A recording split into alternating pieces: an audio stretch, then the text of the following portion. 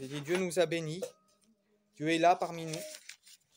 Et nous avons des projets sur notre cœur de développer son œuvre et de travailler donc dans cette église que Dieu nous a confiée. Et donc ce soir, j'aimerais vous parler de l'église. Donc on va lire un passage qui va nous introduire dans la pensée du Seigneur. Ça se trouve dans Matthieu 16 au verset 18. C'est important d'avoir sa Bible, comme il disait le frère, comme ça on peut vérifier vraiment ce que les pasteurs disent, ce que les gens disent. Et dans la Bible, il dit, n'allez pas au-delà de ce qui est écrit. Donc il est important d'avoir toujours sa Bible pour vérifier vraiment ce qui est enseigné, ce qui est dit, si ça correspond à la parole de Dieu. Comme dans les Écritures, l'église de Bérée, ils étaient assidus, ils avaient les Écritures, et quand Paul y prêchait, ils contrôlaient dans les Écritures si ce qui était dit venait vraiment de Dieu. Donc Matthieu 16, à partir du verset 18.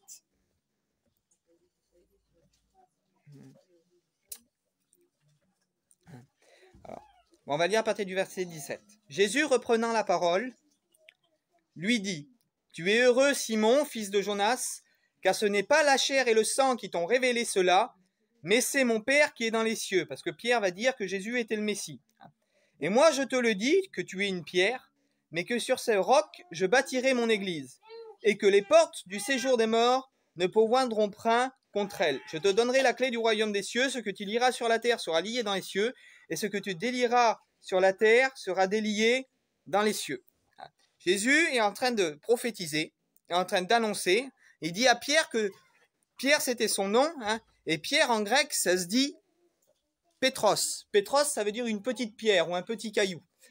Et quand il dit sur cette pierre, je bâtirai mon église, c'est pas le même mot qui est employé. Et ça, c'est important parce que il y a des églises qui se servent de ce mot-là pour dire que Jésus a construit l'église sur l'apôtre Pierre. Que Jésus a construit l'église sur lui, et c'est de là qu'est née la papauté. Parce qu'il y a des églises qui disent que Pierre a les clés du royaume de Dieu, et que comme Pierre, c'est le roc sur lequel l'église a été construite, et que le pape, en réalité, est la réincarnation de Pierre. Mais quand on lit le texte dans les mots grecs, on voit vraiment qu'il y a une différence entre les deux. C'est que le mot Pierre qui est employé, c'est un prénom. C'est peut dire une petite pierre ou un petit caillou. C'est le mot Pétros qui est employé. Mais quand il est dit sur cette pierre, je bâtirai mon église, c'est le mot Pétra qui est employé, et c'est pas le même mot. Le mot Pétra désigne une montagne, ou désigne plutôt une montagne ou un rocher, pas une petite pierre. Et qui est le rocher? On a la même traduction quand Jésus dit « L'homme qui écoute les paroles que je dis et les met en pratique est semblable à un homme prudent qui a creusé, qui a bâti sa maison sur le roc. » Et le mot roc qui apparaît là, c'est le mot Pétra, le même mot que quand Jésus dit « Je bâtirai mon église sur le roc », pas sur pierre. Et qui est le roc? Le roc, c'est la parole de Dieu et c'est Jésus-Christ. C'est pas un apôtre. Dieu n'a pas bâti toute son église et toute son assemblée simplement sur un homme. Dieu a bâti son église sur lui-même. La Bible dit qu'il se l'est acquise par son sang. C'est lui qui a acquis l'église. L'église, elle n'est pas à Bistoun, elle n'est pas à moi. L'église, elle est à Jésus-Christ. C'est lui le gardien de nos âmes. Gloire à Dieu. Donc c'est une petite ouverture, une petite note, mais qui est importante. Alors, je bâtirai mon église. Jésus dit « je bâtirai ». Jésus s'engage personnellement. C'est lui qui s'engage. Jésus s'est engagé un jour personnellement à bâtir son église, celle qui lui appartient, celle qui est à lui. Ce qui est important, il faut savoir que le mot « église », le mot « bâtir », déjà, c'est bâtir avec des pierres vivantes. On y reviendra, c'est 1 Pierre, chapitre 2, verset 4, il s'est dit « vous êtes des pierres vivantes, précieuses et choisies devant Dieu pour monter un édifice ». On y reviendra après. Donc on bâtit pas avec rien. Bâtir une église, on bâtit avec des pierres. Mais les pierres, c'est pas le local, c'est pas ça. Les pierres, c'est toutes les sœurs qui sont là, tous les frères qui sont là. Et l'église universelle, nous sommes des pierres vivantes qui sont utiles à l'édifice de Dieu, qui se construisent dans l'édifice de Dieu. Donc le mot église vient du mot grec ecclésia. Et ecclésia est un mot grec qui se compose de 2 mots. Il y a le mot ek qui veut dire être hors de quelque chose, être ravi de quelque chose. Et il y a le mot glysis qui donne le mot ecclésia, ecclésis, qui donne le mot ecclésia. Et le mot glysis, il a une particularité, c'est un appel et une vocation. Et pour vous faire comprendre qu'est-ce que c'est qu'un appel et une vocation, on retrouve le mot glysis dans plusieurs versets que j'ai notés là. Je les ai photocopiés parce qu'il y en avait pas mal. Car Dieu ne se repent pas de ses dons et de ses appels. Romains 11, 29. 1 Corinthiens 1, 26. Considérez, frères, que parmi vous, qui avaient été appelés, il y a beaucoup de sages selon la chair, ni beaucoup de puissants, ni beaucoup de nobles, dans le sens que ceux qui ont été appelés, ils sont pas sages, ils sont pas nobles, c'est pas forcément des hommes éloquents. Et c'est le mot klesis qui apparaît, le même mot qui est lié au mot ecclésia. Hein, que 1 Corinthiens 7,20, que chacun demeure dans l'état où il était lorsqu'il a été appelé. Hein, par rapport, il parle de la condition sociale à ce moment-là. Éphésiens 1,18, qu'il illumine les yeux de votre cœur pour que vous sachiez à quelle est l'espérance qui est attachée à son appel. Donc c'est l'appel. Cet appel et cette vocation, elle était appelée, c'est une appel, une vocation à faire quoi? C'est une appel et une vocation à être hors d'eux. Mais hors de quoi? Hors du monde. Hors du péché. Hors de tout ce qui peut en réalité dans ce monde avoir une emprise sur toi. Pourquoi Jésus ne veut pas qu'on vive dans le péché? La Bible dit que tout homme est esclave de ce qui a triomphé de lui. Si c'est le péché qui a triomphé de toi, eh bien en réalité tu es esclave du péché.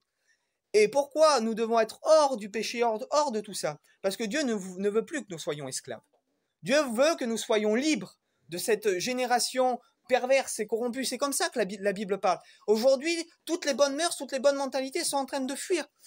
Excusez-moi, mais je parle en vérité, et puis il faut dénoncer le péché. Aujourd'hui, c'est normal, 2 hommes ensemble, c'est normal. Des femmes ensemble, c'est normal. Il n'y a plus de logique dans la nature, dans ce que Dieu en réalité a fait.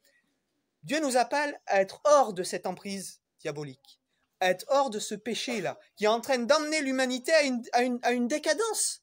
Parce que l'humanité évolue, entre parenthèses, dans tout ce qui est technologique, mais moralement, l'humanité est en train de descendre. Aujourd'hui, avec ce qu'on est en train d'enseigner aux gens, il y a des gens, avec le respect que je vous dois, il y a des gens aujourd'hui, ils ne savent plus s'ils sont des hommes ou des femmes. Ils se transforment. Ils ne savent plus de quelle nature ils sont en réalité.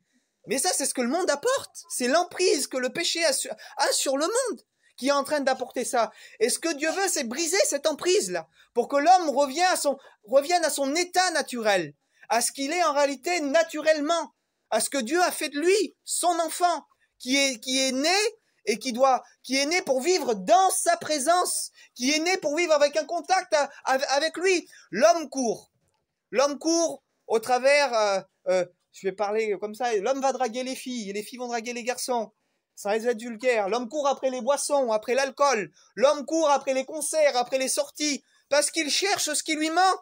Mais ce qui lui manque, c'est un contact avec Dieu.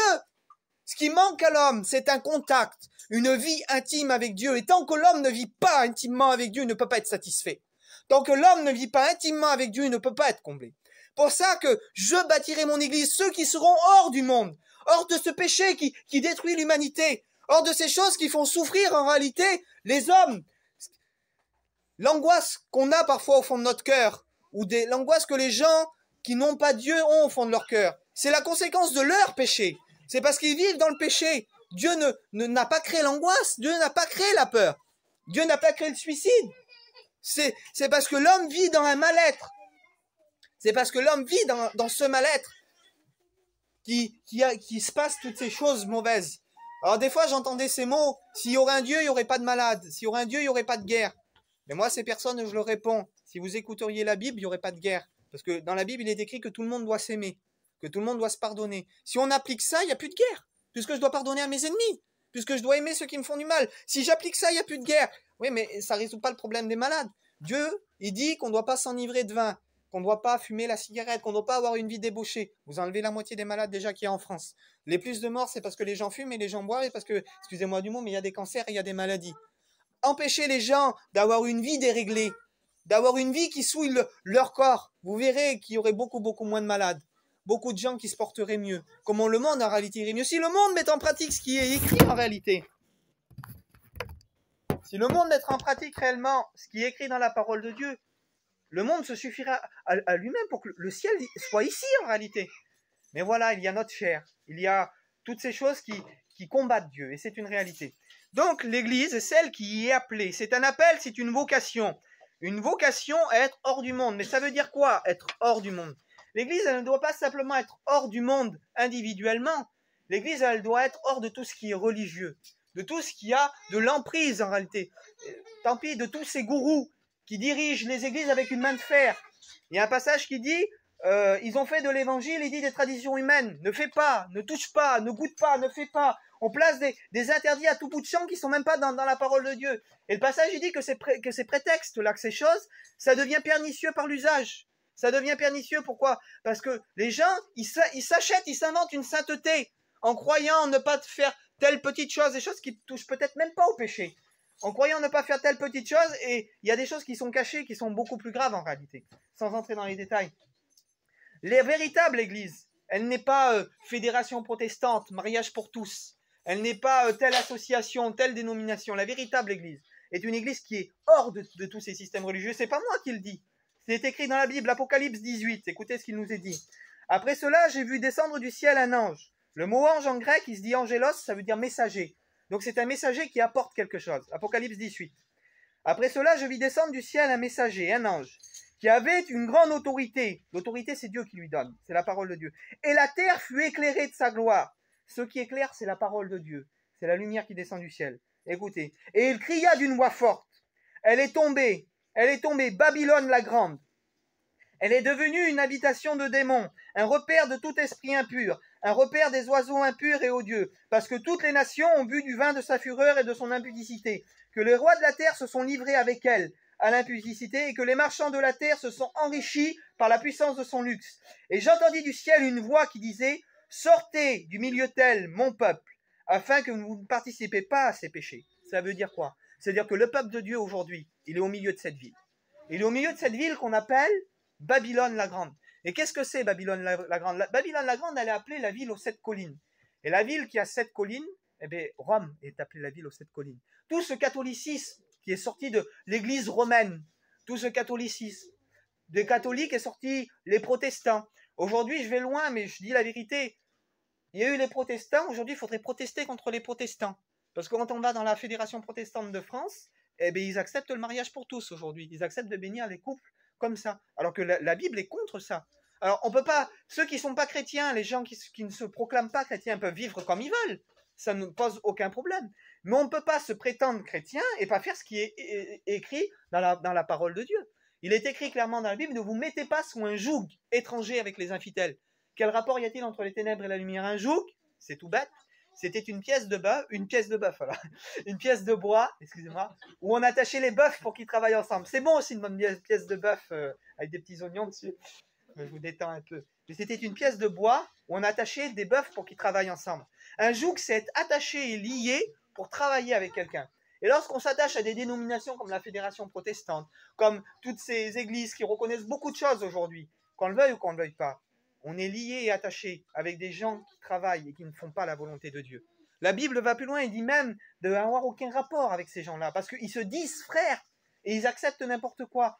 Vaut mieux vivre, manger et boire, vivre avec un païen que de vivre avec un faux chrétien qui va venir polluer ton église, qui va venir polluer la lumière que Dieu a mis en toi.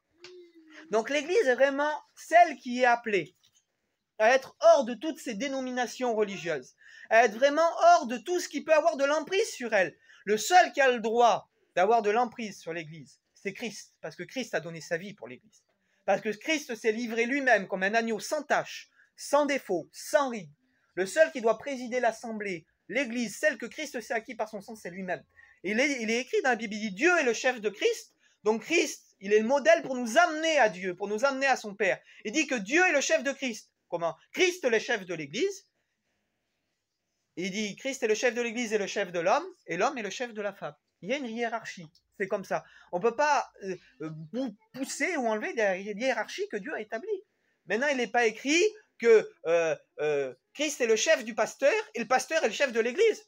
Non, non, c'est pas ça que c'est écrit. C'est Christ est le chef de l'église. Point. L'église, c'est qui? C'est toi, moi, vous, ensemble. C'est pas nous les chefs, c'est Christ. Et c'est dans une unité, une communion. Hein, parce que bien sûr, la Bible dit respectez ceux qui vous dirigent.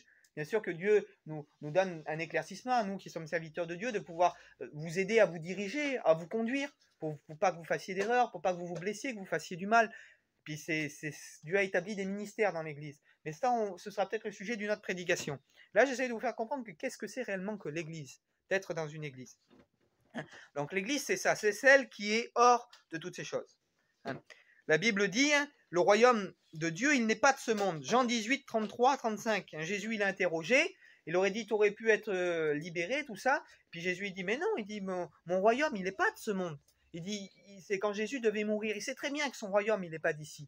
Et que ce qu'il construit, c'est quelque chose de spirituel. C'est quelque chose qui va dans l'au-delà, quelque chose qui nous dépasse. Le royaume de Christ, il n'est pas de ce monde. Donc si son royaume n'est pas de ce monde, pourquoi je dois me lier avec les choses de ce monde? Pourquoi je dois me lier avec les choses qui vont me faire perdre en réalité tout le potentiel que Dieu a mis en moi? C'est important. Hein? Comme je vous ai dit tout à l'heure, l'Église est bâtie avec des pierres vivantes. Jésus est la pierre angulaire. Matthieu 21, 42. Je vois pasteur il note, c'est bien. Matthieu 21, 42. Il dit, la pierre qu'ont rejetée ceux qui ont baptisé est devenue la principale de l'angle. Nous sommes les pierres vivantes. Mais la pierre principale, celle sur qui nous sommes rajoutés, celle sur qui nous sommes fondés, celle que l'Église est fondée, c'est le Christ. Lui, il est la pierre principale. La pierre principale, la Bible dit qu'il nous a rendus participants de sa nature. Il est notre modèle, notre exemple. Tout ce que Christ a subi, l'Église est appelée à le subir, puisqu'on est greffé et monté sur lui. Donc, quand Christ a été persécuté, l'Église est après à être persécutée, pour la vérité. Quand ils ont traité Christ de démon en disant qu'il chassait les démons par le prince des démons, la véritable Église, elle est appelée à être persécutée, à être calomniée, à être outragée. Quand on vous dit, mais non, il faut s'allier avec tel truc ou tel truc pour pas qu'on ait de problème. Mais c'est parce que la Bible enseigne ça. L'Église, justement, toute sa vie, quand vous lisez les Actes des Apôtres, les chrétiens, ils se faisaient couper la tête, ils se faisaient mettre à mort pour pas reconnaître que César était Dieu. Parce que les premiers chrétiens persécutés sous l'Empire romain, c'était pas parce qu'ils avaient Dieu, ça leur posait pas de problème, puisque les Grecs et les Romains avaient une multitude de dieux. Maintenant, dans la Bible, il est dit, tu serviras l'Éternel et tu serviras pas un autre Dieu. Et quand les Romains venaient devant les chrétiens en leur disant, vous devez vous prosterner devant César, parce que César était divinisé, était reconnu comme Dieu. Donc quand les chrétiens devaient se prosterner devant César et que les chrétiens disaient à ces Romains-là, mais nous, on ne peut pas se prosterner devant César, c'est pas notre Dieu. Nous, on n'a qu'un Dieu, c'est l'Éternel. Et son Fils, Jésus-Christ, qui est venu nous apporter le salut. Ils étaient mis à mort, pas parce qu'ils croyaient en Dieu, mais parce qu'ils ne voulaient pas se soumettre à César. Ils ne voulaient pas reconnaître César en réalité comme Dieu. Un chrétien et l'Église, telle qu'on l'a décrit dans la parole de Dieu, elle a toujours été appelée à souffrir. Elle a toujours été appelée à être combattue. Pourquoi? Pour la vérité. Pour dire les choses comme elles sont. On ne peut pas faire avaler n'importe quoi. Moi, vous n'allez pas me faire avaler que le mariage pour tous, c'est bien. Et jusqu'à ce que je meure, même si demain je dois mourir à cause de ça, je mourirai à cause de ça. Parce qu'on ne peut pas faire dire ce qu'on veut à la Bible. On ne peut pas se proclamer être de l'Église et prendre les Écritures et faire ce qu'on veut de la parole de Dieu. Ça ne marche pas comme ça. Ça ne marche pas comme ça. Hein? Donc, Jésus est la pierre angulaire. Il dit, nous sommes les pierres vivantes. Hein? Voilà. Comme il est dit dans Matthieu 3, verset 9, il dit, de ces pierres, Dieu peut susciter des enfants à Abraham, donc une postérité. C'est ce que Dieu, en réalité, a fait. Comment entre-t-on donc dans l'Église? Comment devient-on membre de l'Église? On ne va pas parler de l'Église locale, on parle de l'Église universelle. Comment on entre dans le corps du Christ? Jean 3, hein, il y a un homme qui s'appelait Nicodème. C'était un chef des Juifs et pharisiens. Je vous laisse le temps de trouver. Si vous voulez trouver en Jean 3, on va lire un petit peu le chapitre. C'est important.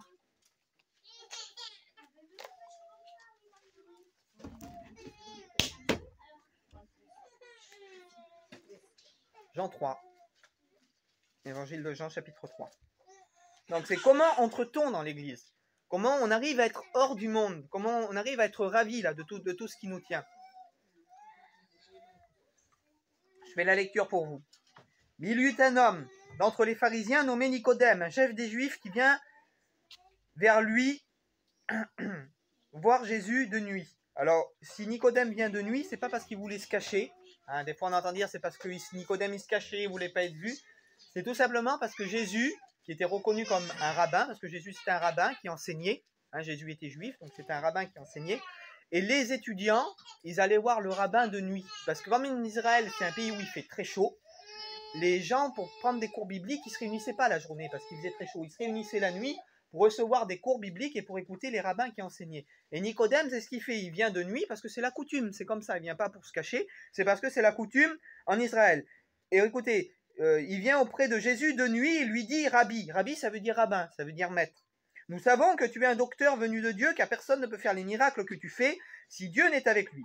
Jésus lui répondit, en vérité, je te le dis, si un homme ne naît d'eau et d'esprit, il ne peut voir le royaume de Dieu. Et là, Jésus pose les bases. Tu veux entrer dans l'église? Si un homme ne naît d'eau et d'esprit, il ne peut pas voir le royaume de Dieu. Il ne peut pas entrer dans le royaume de Dieu et il ne peut pas faire partie de l'église. On voit un peu plus bas, Nicodème lui dit, comment un homme peut-il naître quand il est vieux? Je vous passe les détails. Il lui dit, si un homme ne naît d'eau et d'esprit, il ne peut voir le royaume de Dieu un peu plus bas. Nicodème dit, verset 9, comment cela peut-il se faire? Verset 10, Jésus répond. Il dit, tu es docteur d'Israël, mais tu ne connais pas ces choses. Et après, il dit, il faut que le Fils de l'homme soit élevé. Il dit, comment cela doit-il se faire? Il faut que le Fils de l'homme soit élevé. Premièrement, Jésus dit, nul ne peut voir le royaume des cieux si tu n'es d'eau et d'esprit. Naître d'eau, qu'est-ce que c'est? Il y a plusieurs passages qui nous montrent. Il dit, après les avoir sanctifiés par l'eau de la parole, vous avez bu un rocher, ce rocher était Christ. L'enseignement du Christ, ce qui est écrit dans la parole, l'eau, dans la Bible, nous est représentée par la parole de Dieu. La parole de Dieu qui nous désaltère, qui nous purifie, qui nous lave, qui nous nettoie. L'eau, c'est la parole de Dieu. On ne peut pas entrer dans la compréhension, on ne peut pas rencontrer réellement Dieu si on ne se soumet pas à sa parole. Si on n'apprend pas à lire sa parole, à comprendre sa parole, si on n'apprend pas à se laisser transformer par sa parole. Et l'autre passage, il dit d'eau et d'esprit. L'esprit, c'est tout simple. L'esprit, il faut que le Saint-Esprit descende sur nous et qu'il achève le travail que la parole a commencé. Parce que le Saint-Esprit ne travaillera jamais sans la parole de Dieu. Comment vous avez appris que Jésus est venu? Parce que c'est écrit. Comment vous connaissez les lois de Dieu? Tu ne tueras point, tu ne commettras point d'adultère, tu ne mentiras pas. Parce que c'est écrit. Qu'est-ce que le Saint-Esprit va venir vous révéler? Pas plus que ce qui est écrit. Le Saint-Esprit va prendre des choses d'un livre étranger ou X ou Y, quelque chose qui n'est pas de Dieu pour venir vous le révéler. Ça ne sert à rien. Le Saint-Esprit viendra travailler toujours en accord avec sa parole. Quand on accepte la parole de Dieu, quand l'Esprit de Dieu descend sur nous et que l'Esprit de Dieu nous convainc de péché, de justice et de jugement, ça veut dire quoi? Ça veut dire je suis convaincu que je suis un pécheur. Si je suis convaincu que je suis un pécheur, que je suis sale, que je suis pas beau, que je suis un vilain, mais j'ai besoin de quelqu'un me sauve. C'est ça que ça veut dire. Seigneur, je suis un vilain, comment je vais faire? Je suis un pécheur. Si je suis convaincu de péché, eh bien après je suis convaincu de justice. Ça veut dire quoi? Être convaincu de justice, c'est savoir que Christ a accompli la justice pour nous. Si on est convaincu de péché, si on est convaincu qu'on est sale, alors on cherche un sauveur. Alors on cherche à se laver de cette boue là qui nous colle à la peau. Alors on cherche et puis on voit Christ. Quand il dit, quand je serai élevé entre ciel et terre, j'attirerai tous les hommes à moi. La solution, elle est là. Le Saint-Esprit nous fait sentir pécheurs pour que nous puissions nous tourner vers Christ. Parce que quand on se sent coupable, quand on se sent pécheur, quand on se sent loin de Dieu, il n'y a que le sang qui a coulé à la croix du calvaire, lui qui était le Saint des Saints. Il n'y a que ça qui peut nous régénérer. Il n'y a que ça qui peut enlever cette salissure, cette meurtrissure qu'on a sur nous. Et lorsqu'on accepte la parole de Dieu telle qu'elle est, qu'on accepte que l'Esprit vienne enlever, la Bible dit que celui qui avoue et qui délaisse obtient miséricorde, faut avouer notre péché et délaisser, dire Seigneur, je veux plus de cette vie de péché là, je veux plus de tout ce qui me colle à la peau, de toutes ces choses mauvaises, de toutes ces choses qui me déplaisent et ces choses qui me détruisent. Alors l'Esprit de Dieu vient et enlève tout ce qui n'est pas à sa gloire. Lorsqu'on avoue et qu'on délaisse, lorsqu'on est d'eau, naître d'eau, c'est être convaincu par la parole pleinement. Et lorsqu'on est convaincu pleinement par la parole, le Saint-Esprit vient et se met à l'œuvre. Et lorsqu'on est convaincu de péché, de justice et de jugement, eh bien, être convaincu de jugement, c'est quoi? C'est réaliser, être convaincu de péché, premièrement, c'est réaliser qu'on est sale. Être convaincu de justice, c'est réaliser que seul Christ peut nous pardonner, que seul Christ peut nous laver. Et être convaincu de jugement, il dit que celui qui a le Christ, celui qui a le Fils, il ne vint pas en jugement. C'est-à-dire que Dieu nous fait échapper de la colère à venir. Dieu nous élève en réalité du jugement qui pèse en réalité sur les hommes qui sont rebelles envers lui. Donc tout ce que Dieu nous donne, c'est pour notre bien. On entre dans l'église. Et c'est pour ça que Jésus dit, comment cela peut-il se faire? Il faut que le Fils de l'homme soit élevé. Parce que sans la croix, la Bible dit que sans effusion de sang, il n'y a pas de pardon. Tant que Christ n'est pas mort et ressuscité, c'est impossible de naître de nouveau. Et même, on voit plein de passages dans l'Ancien Testament, même là dans l'Évangile, où Pierre, il coupe l'oreille du sacrificateur. Si Pierre serait né de nouveau, à ce moment-là, s'il serait régénéré, il n'aurait jamais fait ça. Parce que tout ce qui se passe dans les Évangiles, c'est encore sous la loi. Parce que la Bible dit que Jésus est né d'une femme sous la loi pour accomplir les œuvres de la loi. Pour que la loi devienne plus légère, entre guillemets, il a fallu que Christ l'accomplisse totalement. Parce que comment être délivré du joug de la loi si Christ n'accomplit pas la loi? Il a fallu que ce soit lui qui l'accomplisse totalement pour nous faire entrer dans l'église. Christ est celui qui a ouvert la porte. La porte de l'église, elle a été ouverte. Et c'est pour ça qu'il dit, j'ai inauguré une route nouvelle au travers mon sang. Christ a ouvert la route nouvelle lorsqu'il est mort et ressuscité pour nous faire passer dans le royaume du Père. Christ n'est pas le but, mais le moyen d'atteindre le but. Parce que Jésus dit, je suis le chemin, la vérité et la vie. Le chemin qui mène où? Il dit, nul ne vient au Père que par moi. Le chemin qui mène au Père. La vérité qui mène où? La vérité qui mène au Père. Donc le but de Jésus, la Bible dit, nous sommes ouvriers avec Christ. Pas confondre, nous ne sommes pas ouvriers pour Christ. Nous sommes ouvriers avec Christ. C'est-à-dire qu'avec Christ, on est unis. Unis pourquoi? Pour travailler pour le Père. Parce que le but de son Fils, le but de celui qui était la Bible l'appelle le premier-né de toute la création, le plus grand, le plus fort, le plus beau. Son but à Christ, c'est que son Père soit honoré, que son Père soit élevé. Et il dit à celui qui nous aime, texte de l'Apocalypse, qui nous a délivrés de nos péchés par son sang et qui a fait de nous un royaume de sacrificateurs pour Dieu son Père. Ce que Christ a fait de nous, il ne l'a pas fait pour lui-même. Il l'a fait pour Dieu son Père, afin que le Père soit glorifié. Jésus dit aussi dans sa parole, tout pouvoir m'a été donné. Alors Dieu lui a donné tout pouvoir, toute autorité. Mais il dit aussi, le Père est plus grand que moi. Il faut bien respecter la hiérarchie que Dieu a établie, ne pas se tromper. Jésus est de nature divine comme son Père, mais maintenant Dieu est souverain. Dieu est celui qui a fondé le plan. Le Fils le rend possible parce qu'il est soumis au Père et qu'il aide le Père à intervenir sur la terre. Parce que la Bible dit que personne ne peut voir Dieu et vivre. Si Dieu se manifeste tel qu'il est, je parle du Père, du Créateur, si Dieu se manifeste tel qu'il est, on ne peut pas vivre. La terre explose, tout explose, on ne peut pas vivre. Mais comme son Fils est plus petit, inférieur, quelque part pas en nature, mais comme, pour vous expliquer tout simplement, moi je suis de nature humaine, ma fille elle est de nature humaine, mais ma fille elle est plus petite que moi. Mais maintenant on est de la même nature. Christ et Dieu c'est la même chose. Dieu est Dieu comme un père, et Christ est comme un enfant. Dans le sens où il a fallu que ce soit comme ça, pour qu'il puisse en réalité venir intervenir chez nous, pour qu'il puisse nous transmettre les dons qui étaient de Dieu. Parce que si Dieu se manifeste tel qu'il est, personne ne peut voir Dieu et vivre. Et Jésus le dit, personne n'a jamais vu Dieu. C'est écrit, c'est Jésus qui le dit. Mais le Fils unique qui est dans le sein du Père nous l'a révélé. Comment? Alors, ce qui était inaccessible, ce qu'on ne pouvait pas toucher, ce qu'on ne pouvait pas voir, parce que c'était trop puissant, trop grand, trop fort, Dieu a choisi un moyen. Dieu a envoyé son Fils, la Bible dit, né d'une femme sous la loi, pour qu'on puisse toucher en réalité ce qui était de Dieu. Et il y a qu'au travers le Messie que nous puissions entrer dans la plénitude de Dieu. Nous puissions entrer dans l'Église, celle qui est hors du monde, le royaume que Dieu s'est préparé, qui est un royaume spirituel. Gloire à Dieu. J'espère pas être trop long, ça fait déjà 27 minutes, mais bon, c'est nourrissant. On est là pour apprendre, et puis je pense que c'est encourageant.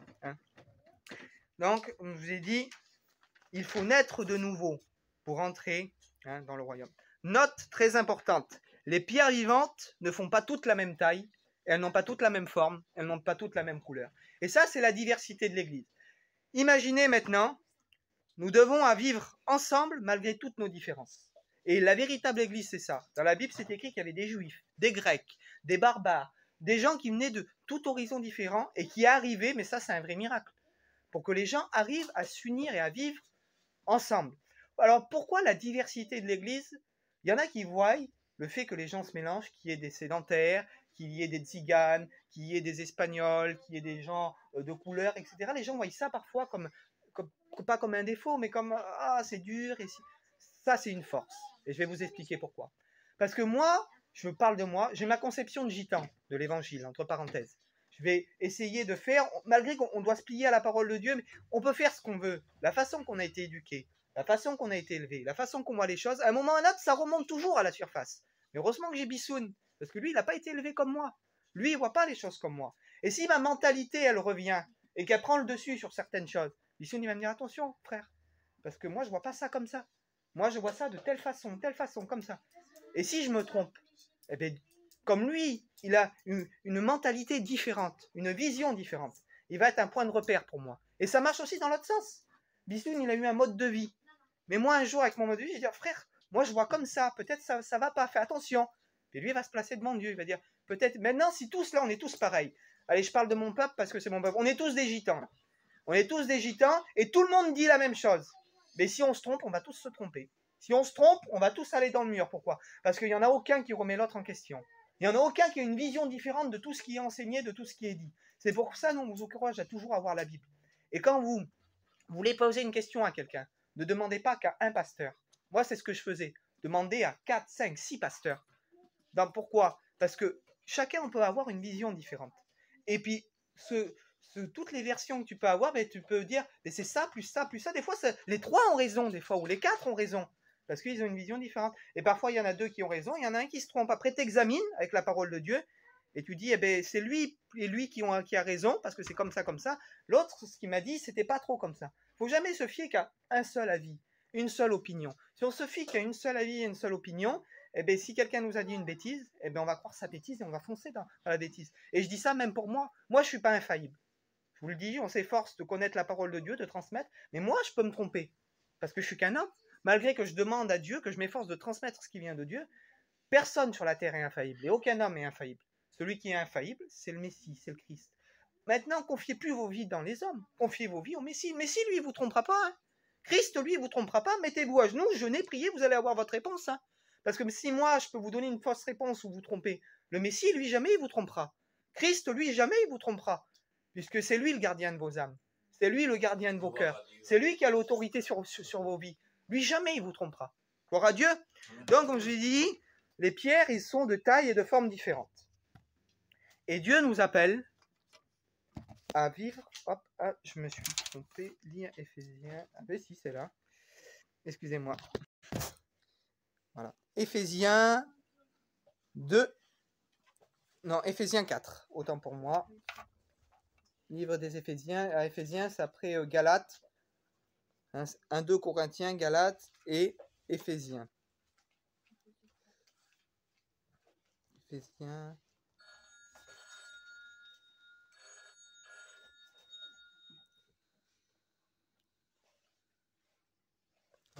Je vous exhorte donc, moi, le prisonnier, hein, c'est l'apôtre Paul qui parle, dans le Seigneur, à marcher d'une manière digne de la vocation qui vous a été adressée. La vocation, on en a parlé tout à l'heure. Ecclésia, hors d'eux, appelé à une vocation. Donc là, c'est l'Église, elle a été appelée à une vocation. Mais il faut marcher d'une manière digne de cette vocation qui nous a été adressée, en toute humilité et douceur avec patience, vous supportant les uns les autres avec amour, vous efforçant de conserver l'unité de l'esprit par le lien de la paix. Ça veut dire quoi? Si il nous demande de nous supporter les uns les autres, ça veut dire qu'à un moment ou un autre dans l'église, il y a quelqu'un qui va nous agacer. C'est qu'à un moment ou un autre dans l'église, il va y avoir quelqu'un qui va nous piquer. C'est qu'à un moment ou un autre dans l'église, il va y avoir des gens, comme je vous dis, il dit les uns les autres. Supporter les uns, c'est facile. Les uns, c'est ceux qui pensent comme nous. Ceux qui sont à peu près comme nous, qui ont la même mentalité que nous, on s'entend bien. Mais les autres, on dit toujours, tu l'as vu l'autre là-bas? Et ça, et l'autre là-bas, tu l'as vu l'autre? C'est ça, hein, c'est comme ça qu'on parle. Hein. Supporter les autres, c'est là que ça devient un peu plus difficile. Mais il dit, supportez-vous les uns les autres. Il dit, c'est là qu'il y a le lien de la paix. S'il dit de se supporter les uns les autres, c'est qu'un jour ou l'autre, dans ce qu'on est en train de bâtir aujourd'hui. Et là, je prépare le terrain, parce que ça va arriver. Ça va arriver. Un jour, peut-être, il y aura quelqu'un qui va... Ah, t'as vu ce qu'il m'a dit? Commence déjà, prie, pour que Dieu façonne ton cœur. Que quand il y a des petits conflits, des petites tensions, parce que ça arrivera à un moment ou à un autre, que Dieu déjà prépare ton cœur à supporter, à pardonner, à aimer l'autre qui ne pense pas comme toi.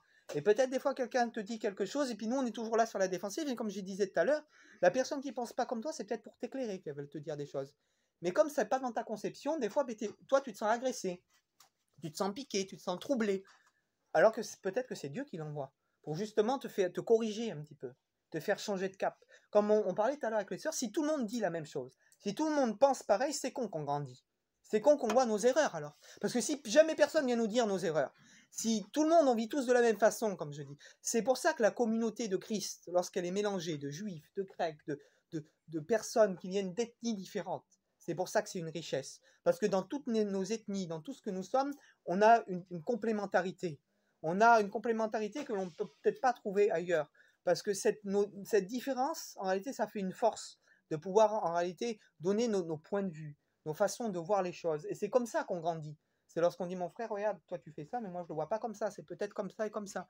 Mais quand tout le monde se pousse, sans vouloir se piquer, mais la Bible dit que ça doit être fait pour l'édification des saints, pour l'édification de l'Église, pour grandir ensemble. Et lorsqu'on fait dans ce sens-là, Dieu ne peut que bénir. Mais il dit, supportez-vous les uns les autres avec amour, vous efforçant de conserver l'unité. C'est-à-dire de conserver l'unité, c'est pas facile. il va falloir pour conserver l'unité qu'on commence à mettre en place en ce moment-là, ça va être des efforts à faire. De conserver cette unité, d'être unis, il va falloir faire des efforts.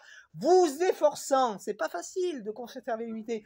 On dit tout nouveau, tout beau, pour l'instant c'est facile, on est tous ensemble, on est plein de feu, on est motivés. Mais comme je vous dis, des fois les choses passent, l'église grandit, et puis voilà. Donc il va y avoir des efforts à faire.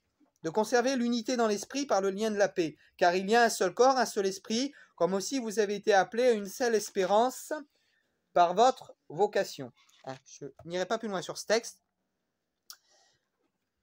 Il y a beaucoup d'autres passages qui en parlent. On va lire Colossiens 3. Encore une dizaine de minutes, ça devrait être bon. Colossiens 3, versets 1 à 15. Si donc vous êtes ressuscités avec Christ, donc vous faites partie de l'Église, vous êtes ressuscités avec Christ, cherchez les choses d'en haut, où Christ est assis à la droite de Dieu. Attachez-vous aux choses d'en haut et non à celles qui sont sur la terre, car vous êtes morts et votre vie est cachée avec Christ en Dieu. Car Christ, votre vie paraîtra, alors vous paraîtrez avec lui dans la gloire. Verset 5. Faites donc mourir ce qui est dans vos membres, et terrestres, la débauche, l'impudicité, les passions, les mauvais désirs, la cupidité, l'idolâtrie. C'est à cause de ces choses que la colère de Dieu vient sur les fils de la rébellion. C'est ainsi que vous marchiez autrefois, lorsque vous viviez dans le péché. Mais ça ne doit plus en être comme ça aujourd'hui. Mais maintenant, renoncez, donc c'est un acte volontaire ça, de renoncer à toutes ces choses, à la colère, à l'animosité, à la méchanceté, à la calomnie, aux paroles équivoques qui pourraient sortir de votre bouche. Et ça, c'est la conduite qu'on doit avoir dans l'Église. On doit renoncer aux calomnies, aux paroles, tout ça. Il dit, verset 9, ne vous mentez pas les uns aux autres, vous étant dépouillés du vieil homme et de ses œuvres ayant revêtu l'homme nouveau qui se renouvelle dans la connaissance selon l'image de celui qui nous a créés. Et là, verset 11. Car il n'y a plus ni juif ni grec. C'est-à-dire que toutes vos calomnies, toutes ces animosités, c'est parce que vous n'êtes pas tous pareils. Et ça provoque des tensions. Et là, il dit, maintenant, il n'y a plus de juifs, il n'y a plus de grecs. Mettez de côté tout ça. Mettez de côté les ethnies, mettez de côté ce que vous étiez avant. Tout ça, il faut mettre de côté. Il dit, il n'y a plus de juifs, plus de grecs. Il n'y a plus de circoncis ni d'incirconcis. Il n'y a plus de barbares, il n'y a plus d'esclaves, plus d'hommes libres. Mais Christ est en tout et pour tout. C'est-à-dire que tout le monde là, si on veut y arriver, il va falloir que chacun de nous, on fasse plier notre mentalité. Et ça, c'est pas facile. Moi, ma mentalité de gitan, faut qu'elle plie. À quelle mentalité faut qu'elle plie? À la mentalité sédentaire, espagnole, la mentalité africaine? Non. Faut qu'elle plie à la mentalité de la Bible. Faut que ma mentalité à moi, la mentalité de Bissoun, la mentalité d'Ismaël, la mentalité des sœurs, tout le monde qui est là, faut qu'on plie à cette mentalité-là. C'est tout. Si on veut grandir, si on veut se supporter les uns les autres, si on veut que ce qu'on est en train de créer, ça prospère, ça prenne comme une fleur qui pousse, que ça germe, que ça porte du fruit, il faut que notre volonté se plie à la volonté de la Bible. Il n'y a plus ni juif ni grec, comme je vous dis, ni barbare. Voilà. Ainsi donc, comme des élus de Dieu, saints et bien-aimés, revêtez-vous des sentiments de compassion, de bonté, d'humilité, de douceur, de patience. Supportez-vous les uns les autres. Ah, il en reparle encore. Les uns et les autres, supportez-vous.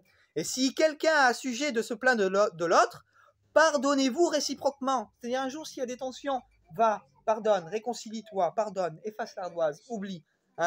Réciproquement, de même que Christ vous a pardonné, pardonnez-vous aussi. Mais par-dessus toutes ces choses, revêtez-vous de l'amour qui est le lien de la perfection. C'est-à-dire si on s'aime, si on aime Dieu et si on s'aime, qu'on veut le bien de nos frères, le bien de nos sœurs, le bien de ceux qui nous entourent, et qu'on accepte de se plier à la volonté de Dieu, non seulement pour nous-mêmes, mais pour les autres aussi.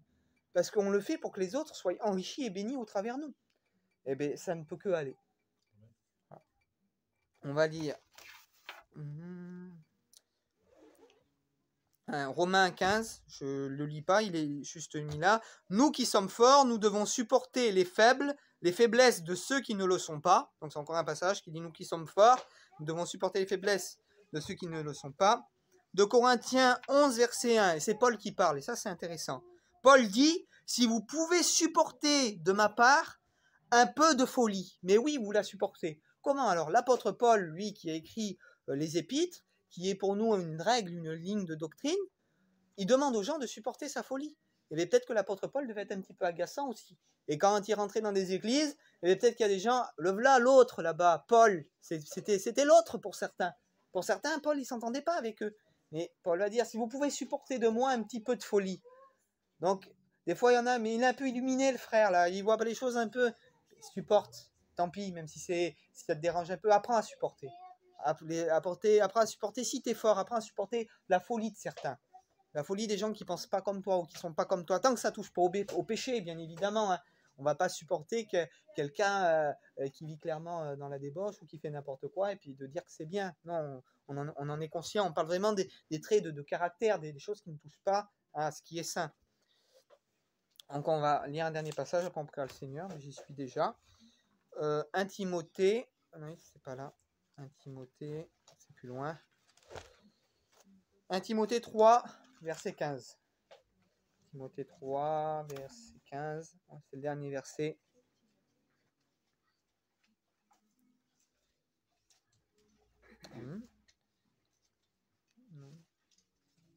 Timothée 3. Ah, ça c'est 5, oui c'est là. 3. C'est